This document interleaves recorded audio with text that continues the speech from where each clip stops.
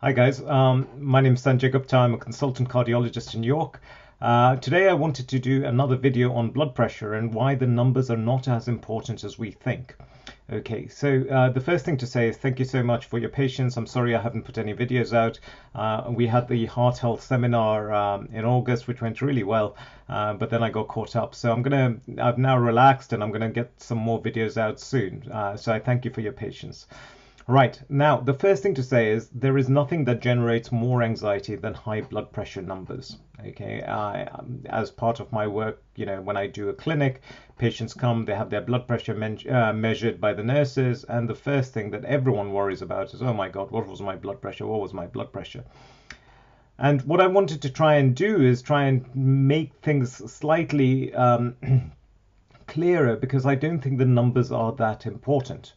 So, let me try and explain this in a simplistic sense so that you can understand it. Okay, the reason blood pressure is considered important is because if people have a persistently elevated blood pressure, then there is evidence that they are at a higher risk of heart attacks and strokes over many years. Okay, and if you can lower the blood pressure, then there is evidence that it reduces that risk by about 25% as a ballpark figure. However, it is not as straightforward as just lowering the number, and I'm going to try and explain this by using an analogy. Okay, so imagine you're visiting a construction site, okay, and you see a sign on the construction site, which we often do, which says people here must wear a helmet. People who are visiting must wear a helmet. So you have to say, why do these people need to wear a helmet? And the answer is that the chances of something falling on someone's head are high, and if they were wearing a helmet, that could reduce their risk of dying from injury by 25%, an arbitrary figure. But this is true for wherever we are. So, for example, I don't have to be on a construction site.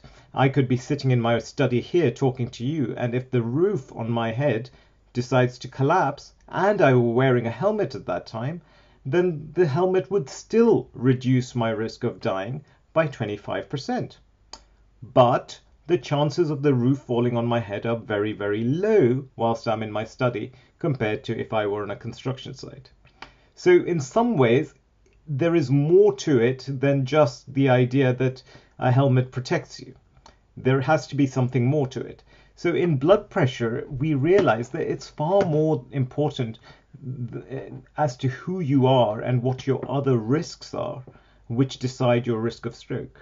So let me give you an example. There was a very interesting study or an interesting paper by Erica Wallace in Heart Journal 2002, which was called Cardiovascular and Coronary Risk Estimation in Hypertension Management. And what they found, what they demonstrate is this. They said that actually, let me just bring this up. Yeah, they took two patients, they demonstrated two patient groups. Okay, both patients had a blood pressure of 150/96. But patient A was young, she was female, she had low cholesterol, she was a non-smoker, she didn't have diabetes, and in her, the risk of having a problem in 10 years was incredibly low. In fact, you would have had to treat 321 people with blood pressure medications to make any difference to one person. However, there was another patient with the same blood pressure of 150/96. He was male, he was much older, 65, his cholesterol was high, he was a smoker, he was diabetic. In him, the risk of something bad happening to him over 10 years was much higher, and therefore you only needed to treat 16 people to make a difference to one life. So what this goes to show is it's not the blood pressure that is important. It's all the other things. It's the age. It's whether you have diabetes. It's whether you smoke. It's whether you're sedentary. If you are someone who is generally fit and well, who doesn't smoke, who doesn't have any risk factors, who lives a healthy lifestyle, who minimizes his stress, who sleeps well, your risks from having a high blood pressure are incredibly low. If, on the other hand, you do all those things which are actually bad for our health, including being overweight, smoking, being stressed, not sleeping, being diabetic, etc., then the risk is much higher. And therefore, what I'm trying to get across is that the number is not important. What we shouldn't be doing is focusing on, oh my God, this is my number, I need to get that down. What we should be concentrating on is the general state of our health and thinking, okay, well, if I'm sedentary, then I need to get more exercise. If I'm stressed, I need to minimize my stress. If I smoke, I need to cut that down. Trying to move from being an unhealthy person to a healthy person makes a far bigger difference to our overall risk compared to just reducing the number or making the number look nicer. So I hope this takes away some of the anxiety that people may have when they say, oh my God, what's my blood pressure, etc. Why is the blood pressure not going down? Don't worry about the blood pressure number. Concentrate on becoming a healthier person. Concentrate on sorting out your other risks and your comorbidities, and your risk from the blood pressure will automatically come down. The blood pressure is just a number. There's nothing magical about it. It's a number. This again raises another point, which is, they every so often the guidelines change and they'll say, oh, a blood pressure of 150 over 90 is high blood pressure. Then they bring the value down. They change the goalpost after a few years. Now they're saying blood pressure of 135 over 80 is high blood pressure.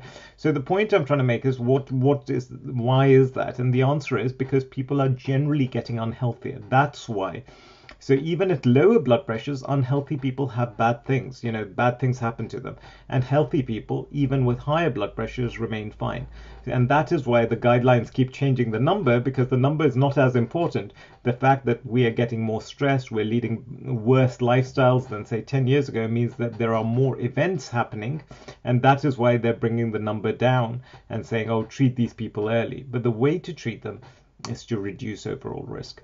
So thank you so much. Now, lots of exciting things. I have a new website called drsanjayguptacardiologist.com, and I would invite you to come and visit the website. I'm trying to put on lots of stuff on there, so that'll be good. I'm also on Instagram as Your Cardiology, where I put these 1-minute videos in case you don't like listening to me for too long. And then there's also a WhatsApp group now for cardiology patients, which I participate in. And my Facebook page is @YourCardiologist. @YourCardiologist. Great. Thank you so much.